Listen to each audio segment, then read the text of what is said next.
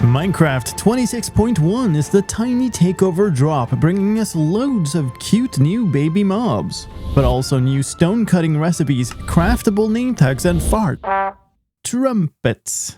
My name is slicedlime, and this is the ultimate guide to this version. The main feature of the Tiny Takeover is an update to most of the baby mobs in the game. This is mostly restricted to the way they look, but in some cases also includes adjusted hitboxes, but mostly no changes in behaviors. There are new models for calves, that is, baby cows. Also for the calves of mushrooms. And for lambs, baby sheep.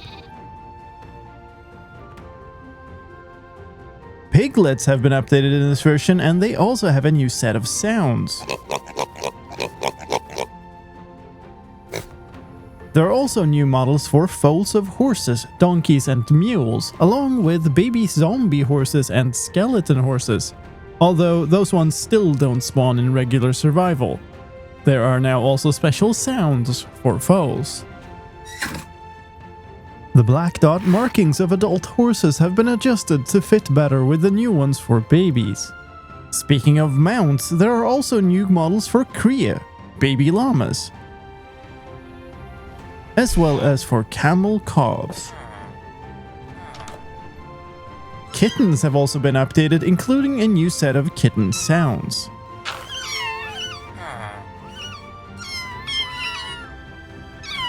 And ocelot kittens.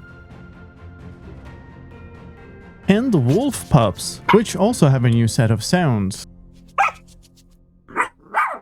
There are also new models for chicks. And their bounding box has been tweaked as well to fit with the new model. They also now have unique sounds. Rabbits have also been updated. They also have a new model for kits, baby rabbits, as well as new animations for both adults and kids. Due to this remodeling, the rabbit textures have now also been removed from the Programmer Art Resource Pack. There are new models for fox kits, goat kids, panda cubs, and the polar bear cubs, who have also changed their behavior in this version to no longer attack foxes. We have new baby models for dolphin calves, baby squids and glow squids, turtle hatchlings, and axolotl larvae. Yes, that is the word for a baby axolotl. In addition, the hitboxes of baby squids, glow squids, and axolotls have been increased to fit the new models. There's a new model for brood, that is baby bees, and for armadillo pups, and for snifflets. And having a peek in the nether, there are new models for striderlings. That's a word I just made up. Striders now also correctly get warmed up by another strider they are riding on. There are now new baby models for piglins and the zombified piglins, as well as for all the zombie types: zombies, husks, drowned, zombie villagers, and for regular villagers as well. Baby drowned in particular now also have their own name. They're called gurgles. The bounding boxes of these mobs have also been changed to fit the new models. Armor on baby humanoid mobs has also changed, with pixel-appropriate versions of each armor type. One quirk of this is that trimmed armor no longer shows up as trimmed when worn by baby mobs.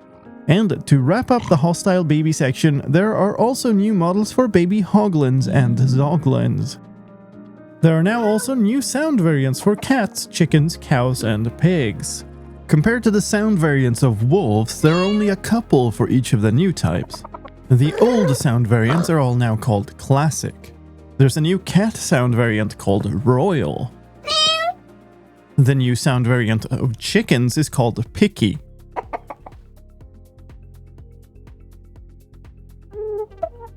The new cow sound variant is moody.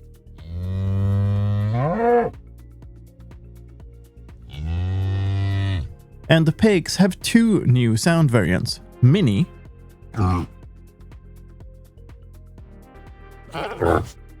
and big. Just like wolf sound variants, the sound variants of these mobs also does not correlate with their visual variants, so any texture variant can have any sound variant. This version also has some follow-up fixes for the new mobs in the previous drop. Noddli that spawn from players breeding them now become persistent. The heads of zombie Noddli no longer have a gap on the back. Dolphins now follow players riding Noddli in addition to following boats. And zombie horses no longer leave the water and burn to death in the daylight. In fact, zombie horses no longer panic at all when hurt. And lots of mob types no longer despawn when on a leash. That was a problem for squids and glow squids, dolphins, hoglins and zoglins, and untamed cats. A persistent trader llama no longer despawns if it is leashed to a wandering trader, and breeding trader llamas now makes the resulting babies persistent. Dolphins no longer prioritize other things, such as playing with items over breathing, and now breach for air again. Leader-type zombies now spawn with as much health as they should have according to their boosted max health attribute, which can sometimes be a lot. Yes, that's 45 hearts. Creepers now fizzle out immediately if the player they are angry at dies, so they don't end up blowing up all your items after you've died. Let's look at news for blocks and items. Name tags can now be crafted. This is a shaped recipe with any metal nugget above a piece of paper. There are also some related changes to structure loot. Name tags can no longer be found in ancient city chests or in woodland mansions. There's also a new golden dandelion item. It is crafted from a dandelion surrounded by golden nuggets, can be placed and potted like other flowers, and crafts into yellow dye. It can also be used to prevent a baby mob from aging by feeding it to them, or make them age again by feeding them another one. The particles from feeding a mob a golden dandelion show the effect. They will be moving downwards if the aging was stopped, and upwards if the aging was restarted. The two are also distinguished with two different sounds, which also have closed captions if you can't tell the difference. They can also be used with baby mobs with the exception of villagers and hostile mobs, but they can be used with baby hoglins. Golden dandelions also make mobs persistent for mob types that otherwise despawn. Like dandelions, they can be used to craft suspicious stews, which give the saturation effect. Another way of obtaining them is to buy them from a wandering trader, who can sell up to 12 of them for 2 emeralds each. In gameplay news, stone and deep slate can now be cut into their cobbled form on a stone cutter. That means you can also make all the variants of those blocks directly from the smooth versions of stone and deep slate. Note blocks now have a new sound. Placing a note block on any copper block makes a trumpet sound. This works for both unwaxed and waxed blocks with all levels of oxidation, but the sound is different depending on the oxidation level of the block, with a less clean sounding tone the more oxidized the block. Turtle eggs now hatch as if it was daytime in dimensions without a day-and-night cycle.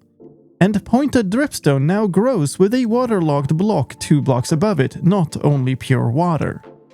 Mobs no longer spawn on top of blocks that are being moved by a piston. You can no longer use riptide tridents while mounted. This used to play the animation and sound and sometimes even damage the entity you were riding. The speed needed to dismount an enemy using a spear has been tweaked to match Bedrock Edition. And the change to the dragon egg. It no longer teleports if there are no solid blocks to teleport onto. Some changes to villagers, wandering traders, and trades. Master level librarians no longer offer name tags. Instead, no one will now ever buy their red and yellow candles sold for 3 emeralds apiece. The wandering trader will now instead sometimes offer name tags for 1 emerald each. Speaking of wandering traders, they can now spawn in snowy biomes. Which trades are unlocked by a villager is now deterministic, just like mob loot and similar. That means that on the same seed, the first trade unlocked by a certain type of villager will always be the same. Note that this doesn't mean that you can't re-roll trades, only that on the same seed, re-rolling trades will give you the same sequence of trades. And in visual news, the top texture of stripped spruce logs has been adjusted to correspond to the stripped sides. Semi-transparent blocks no longer render in front of solid blocks when viewed through blocks pushed by pistons. Water in cauldrons now actually renders as translucent. The height a shield is held at is now the same for both the main and the offhand. In world generation news, shipwrecks now finally do not get split into different variants by chunk borders. In world upgrade news, the folder structure of how the game stores files has been changed, and as a result, worlds will need to be upgraded. The play button will now change to upgrade and play for worlds that need to be upgraded before they can be played, and when starting such a world, you'll now see a new upgrade progress screen. There's a new option in this version for exclusive full screen mode. This defaults to off, making the game run in windowed full screen mode, and if turned on, allows the game to take exclusive control of the monitor. Note that changing this option requires the game to be restarted. There are also changes to the debug options. The day count is no longer a part of the local difficulty option and can now be enabled separately. The E value enabled by the Entity Render Stats debug screen option now works properly again.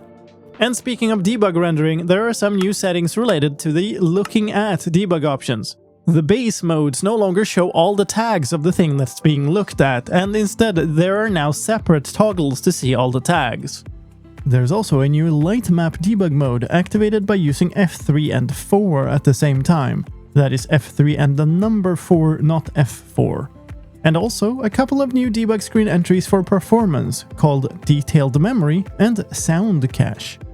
Let's look at user interface changes and start with the pause menu. That now has a new button which leads to a new screen, the World Options screen. The difficulty button has moved in here, together with a button for accessing the game rules of the world. This button is only available if you have operator permissions and is otherwise disabled. The game rules screen now also has a new search bar, regardless of if you open it from the Create World screen or from the World Options screen. And the chat screen has been updated in this version. If your chat is set to entirely disabled, this no longer prevents you from opening the chat and seeing system messages. What restrictions are in effect can be seen on a new screen under the World Options menu. As usual, the main menu background has been updated with a new background panorama, this time featuring baby mobs in a cherry grove. This version also upgrades to using and requiring Java 25, which comes along with an updated splash text. Java 16 plus 1 plus 4 equals 21 is now Java 16 plus 1 plus 4 times 2 equals 25. Some performance news in this version. The game now allocates 4 GB of RAM by default and is swapped to the ZGC garbage collector. This is all if you do not have any custom JVM arguments set and if you're using the official Minecraft launcher, and should mean you get a smoother gameplay experience with less spikes. And that's it for this version, but if you're also interested in all the pack version changes behind the scenes, check out my pack news channel for a separate video over there. Thank you for watching until the end. Please help me do a tiny takeover of the YouTube algorithm by hitting buttons below the video. My name is slicedlime, and I'll see you next time.